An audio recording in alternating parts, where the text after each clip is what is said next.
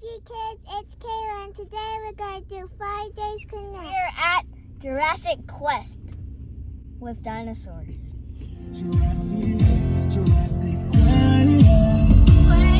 So fantastic. Dinosaurs. Jurassic. That's a turtle. I think that's a turtle. Whoa. Dang, That's a shark. Okay, we didn't make it. Hi. This is kind of scary. Hey there.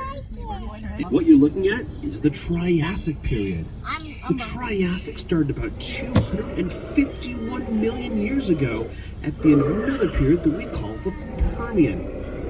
One of the earliest dinosaurs that we know of was Eoraptor. Its name means dawn thief because it lived at the dawn of the age of dinosaurs. Eoraptor made its home in what is now Argentina about 231 million years ago. Beside that is a kind of skinny dinosaur named a Coelophysis. It's me. Its name means hollow form because they had hollow sacs of air in their joints instead of cartilage. Coelophysis is the oldest known dinosaur from North America. Hey there, folks, this is Safari Sarah. The Triassic period was the dawn of the age of dinosaurs, but it too had to come to an end. Just a little over 200 million years ago, the Earth encountered another mass extinction. Believed to be caused by an increased period of volcanic activity, it caused the extinction of roughly 70% of life on Earth. This wiped out a lot of bigger animals at the time. Without big competitors, dinosaurs thrived. And in the Jurassic period, they quickly became the gargantuan creatures we think of when we hear the word dinosaur. That means they are relatives of the squid, octopus, and nautilus. Their spiral shells protected them from predators. Cool. Some shells got to reach sizes of 6 feet across or more.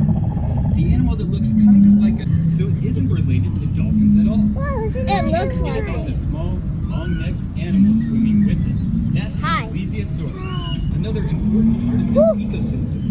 As a wise man once It's a said, long there's neck. always a bigger What's fish. that? The big critter here is the magical Leopleurodon.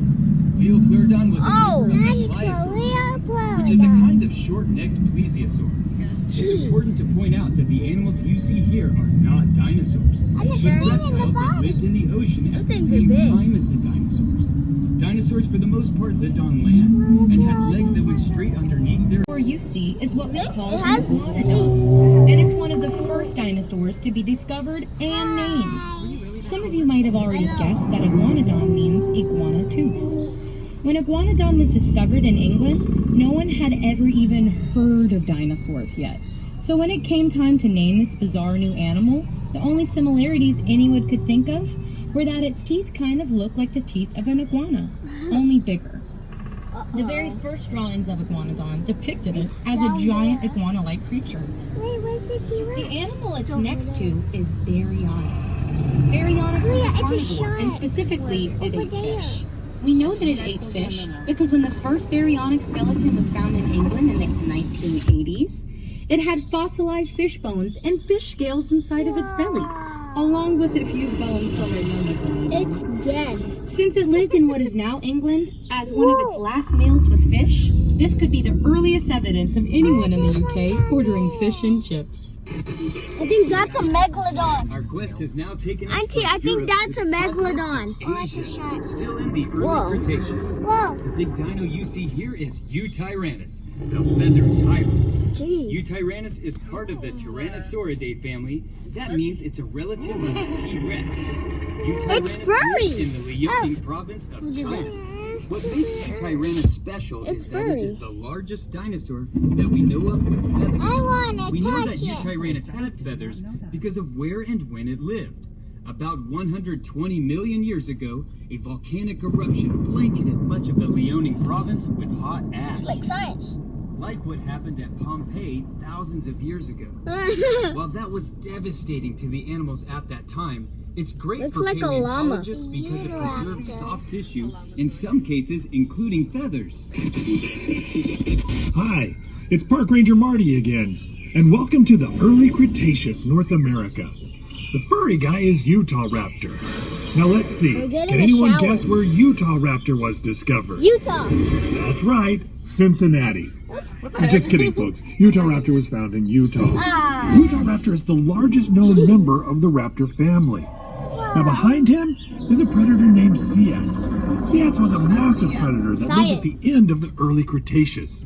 Very little is known about Cyax due to how recent of a discovery it is. But it is thought to be a member of the Allosauridae group that lived into the early Cretaceous. Northern Africa, preying on fish the size of cars. Hey, Dustin, is this a secure line? Sure, I think. I just turned off the mic.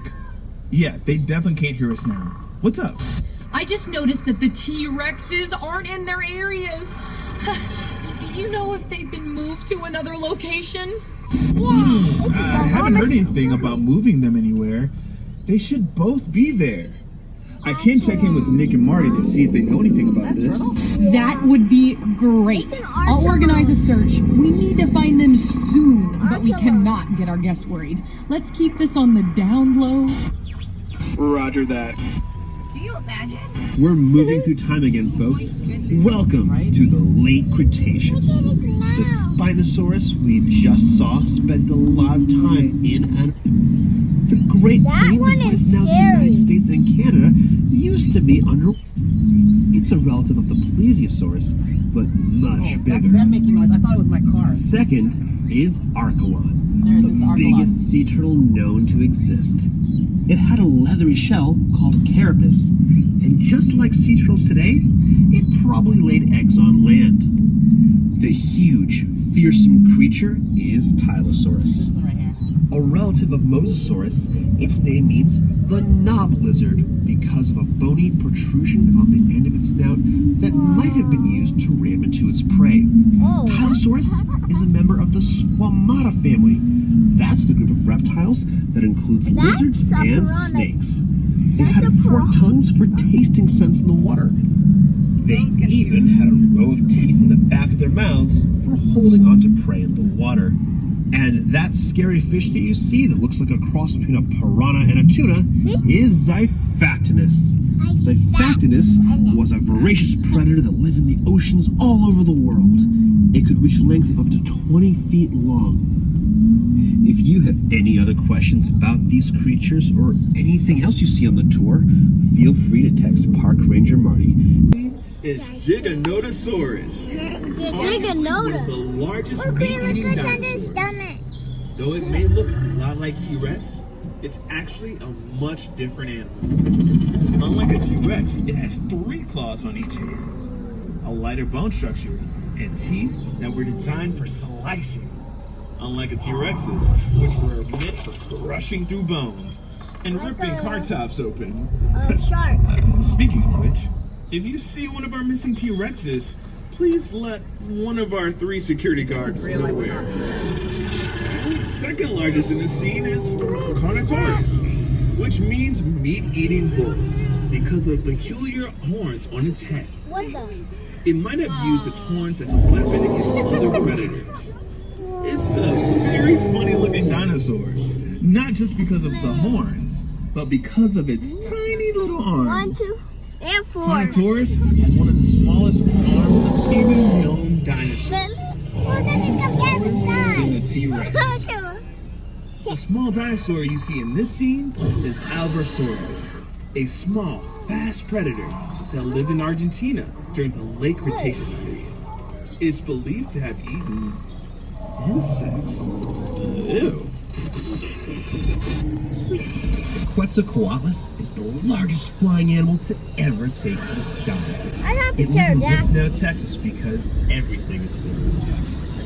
It's named after the Quetzalcoatl, the Aztec feather serpent deity. It had a wingspan of 36 feet. That's the same as a small plane. Standing like it is here, it was the height of a giraffe, but would weigh less than 600 pounds.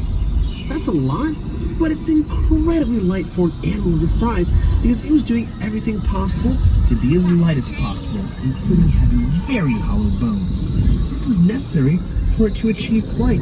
I want to open the window. I've got great news, everyone. Our brand new head of security, Lisa, has managed to locate one of the T-Rexes and lure it back to his area.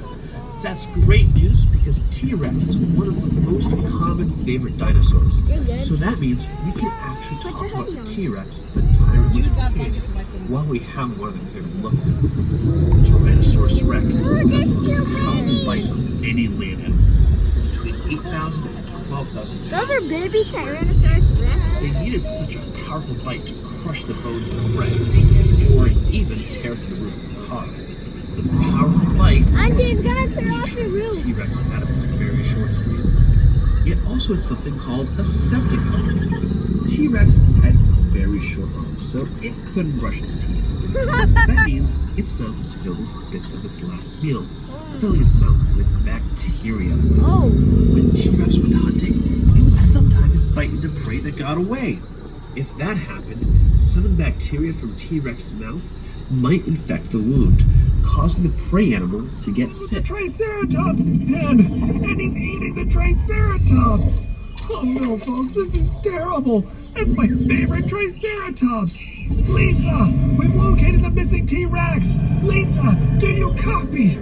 Oh no, this is terrible. Well, since we're here, Triceratops is an herbivore from the end of the Cretaceous period. That's the same time and place that T-Rex lived. Now, Triceratops means three-horned face for pretty obvious reasons. Scientists used to think that Triceratops used the frill on the back of its head to defend its neck from T-Rex. That seems like it would make a lot of sense, but there's actually evidence that when T-Rex did eat Triceratops, he would sometimes bite down on that frill and pull the Triceratops' head right off. It's called less of a shield and more of a pull tab on my favorite dinosaur. Well, the good news is, at least we're not going to see anything scarier or with a bigger bite. Okay, so that's a And now, Tyrannosaurus. for something scarier with an even bigger bite. Megalodon. What? Hey, Megalodon teeth have been found on every continent, including Antarctica. For centuries, these teeth were thought to be the petrified tongues of dragons and sea serpents. What they actually were was no less scary.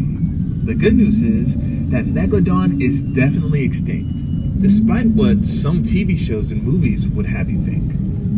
While the ocean can be treacherous, You guys don't Megalodon know that. is not the danger in it. At least, not anymore. Hello? And that concludes our video, HCG kids. We'll see you guys in the next video. Bye.